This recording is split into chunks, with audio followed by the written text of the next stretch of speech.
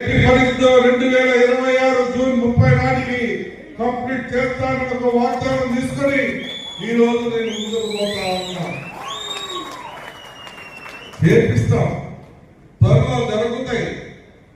కానీ బయటికి కంటే ముందు మనమే ఇబ్బందులు కలిగేటువంటి పరిస్థితులు తెచ్చుకున్నప్పుడు నష్టం ఎవరికి? పార్టీకి అన్న విషయాన్ని మీరు మర్చిపోతా ఉన్నారు. దయచేసి మీరు వాస్తవాలు గమనిస్తా ఉండమని చెప్పి కూడా నేను మిమ్మల్ని అందరినీ కోరుతా.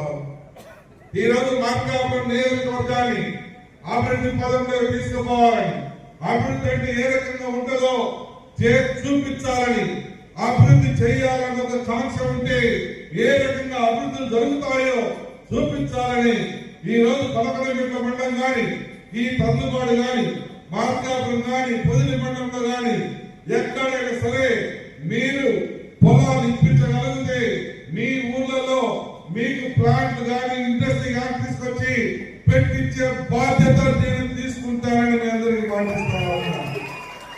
ఇదే కాదు, ఇటీవల రిలయన్స్ వాళ్ళకు సంబంధించినటువంటి కంపెనీని తీసుకొని వస్తా ఉన్నాం.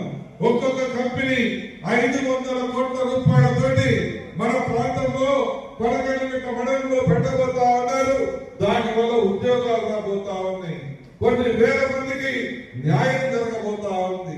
అదే పరిస్థితి మిగిలిన మండలాల్లో కూడా మీరు పొలాలు అనుకూలంగా ఇప్పించగలిగితే ఊరికే కూడా కాదు, 30,000 రూపాయలు మన గ్రామాలలో ఎకరానికి పట్టా ల్యాండ్ లీజ్ ఇస్తారు. సంవత్సరానికి ప్రతి 2 సంవత్సరాలకు 5% ఇంక్రీజ్ చేస్తారు. అసైన్మెంట్ ల్యాండ్ 15,000 ఇస్తారు.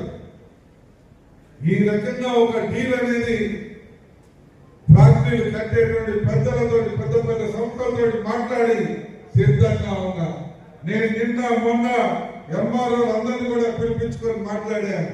ఎట్టి పరిస్థితుల్లో 2,000 ఎకరాలకు తగ్గకుండా ఒక ప్రాంతంలో మొత్తం ప్రొక్యూర్ అయ్యే విధంగా ప్లాన్ చేయండి. అవసరమైన కాడ మా తెలుగుదేశం పార్టీ నాయకుల సహకారం తీసుకోండి అని చెప్పి మీ మండల పార్టీ నాయకుల దృష్టిలో ఆల్రెడీ పెట్టారు.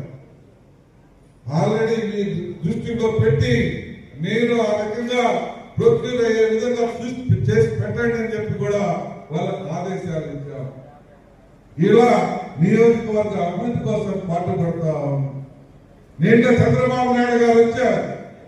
మీరు చాలా మందిని అనుకోవచ్చు, వచ్చాడు పోయాడు ఏం చేశారు.